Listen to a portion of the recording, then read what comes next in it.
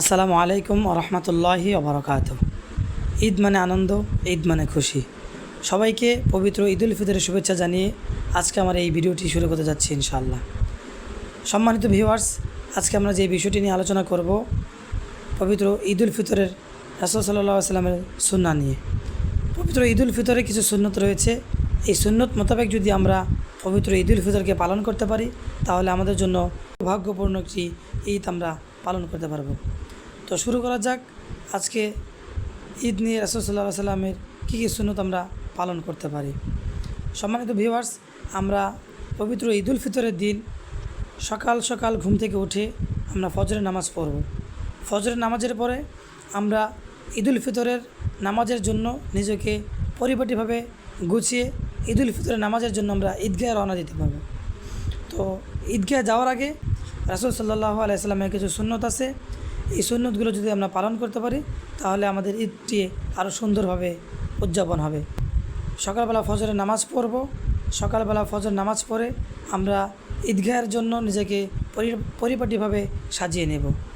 যেমন মেসওয়াক করব। মেসওয়াক করার পরে আমরা গোসল করে নেব। গোসল করে আমাদের সামর্থ্য অনুযায়ী যে উত্তম পোশাক আছে ওই উত্তম পোশাক দিয়ে নিজেকে শরীয়তসম্মতভাবে সাজাবো। নিজেকে শরীয়তসম্মতভাবে সাজিয়ে আমরা আতর ব্যবহার করব, সুগন্ধি ব্যবহার করব।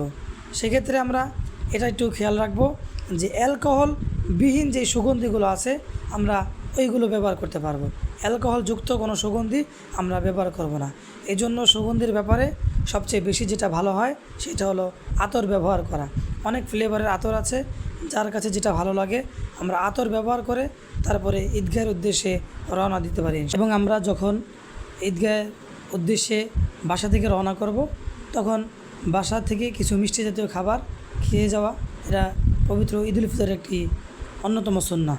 কিন্তু পবিত্র ঈদুল আজহার দিনে সকাল সকাল কোনো কিছু না খেয়ে কোরবানি করে কোরবানির গোশত দিয়ে আহার করা এটি একটি ঈদুল আজহার সুন্নাহ। কিন্তু ঈদুল ফিতরের সুন্নাহ হলো সকাল সকাল ঈদগাহ যাওয়ার আগে বাসা থেকে মিষ্টি জাতীয় কোনো খাবার খেয়ে যাওয়া। ঈদুল ফিতরের দিন আমরা হেঁটে হেঁটে ঈদগাহ ময়দানে যাব। আমরা রিক্সা বা অন্যান্য যানবাহন না গিয়ে আমাদের কাছাকাছি যদি ঈদগাহ ময়দান হয় তাহলে আমরা যত সম্ভব পারি হেঁটে হেঁটে ঈদগাহ ময়দানে যাব। এটা রাসূল সাল্লাল্লাহু আলাইহি ওয়াসাল্লামের অন্যতম একটা সুন্নাহ। এবং আমরা ঈদুল ফিতর নামাজের পূর্বেই আমরা সদকাতুল ফিতর আদায় করে নেব। এটা খেয়াল রাখবেন যে সদকাতুল ফিতর আদায়ের উত্তম সময় হলো ঈদুল ফিতর নামাজের আগে আদায় করা। এবং ঈদুল ফিতরের পরে যদি আদায় করি তাহলে সেটা সদকার ফিতর হয় না, সেটা সাধারণ দান হিসেবে গণ্য হয়। এজন্য আমরা ঈদের নামাজের পূর্বেই আমরা সদকাতুল ফিতর আদায় করে নেব। এটা যাতে ধনী গরিব কোনো ভেদাভেদ না থাকে এদের মধ্যে, সবাই যেন এই পবিত্র ঈদকে আনন্দভাবে উদযাপন করতে পারে। এজন্য সদকাতুল ফিতরটা আমরা ঈদের নামাজের পূর্বেই আমরা আদায় করে নেব।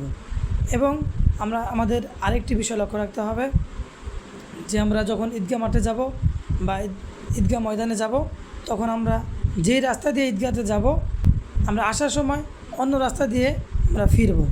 এবং ঈদুল ফিতরের দিনে বা ঈদুল ফিতরের সময় আমরা যে তাকবীরটি আছে এই তাকবীরটি আমরা মনে মনে বা আস্তে আস্তে বলবো। এই তাকবীরটি তাকবীরে তাশরিফ এটা ঈদুল আজহার সময় জোরে জোরে আদায় করতে হয়, জোরে জোরে বলতে হয়। কিন্তু ঈদুল ফিতরের দিন আমরা মনে মনে আস্তে আস্তে পাঠ করতে করতে আমরা ঈদগাহ ময়দানে যাব। এই সমস্ত সুন্নত যদি আমরা পালন করতে পারি তাহলে এবার ঈদটি আমাদের জন্য আনন্দময় এবং সৌন্দর্যপূর্ণ একটি ঈদ উদযাপন করা সম্ভব হবে। তাই আমরা রাসূল সাল্লাল্লাহু আলাইহি সাল্লামের দেখানো মতে রাসূল সাল্লাল্লাহু আলাইহি সাল্লামের সুন্নাহ মোতাবেক এবার ঈদটি আমরা পালন করব ইনশাআল্লাহ। ওয়া আখিরি দাওয়ানা আলহামদুলিল্লাহি রাব্বিল আলামিন। সবাইকে আবারও পবিত্র ঈদুল ফিতরের শুভেচ্ছা জানিয়ে আজকের ভিডিও এই পর্যন্তই শেষ করছি। ধন্যবাদ সবাইকে।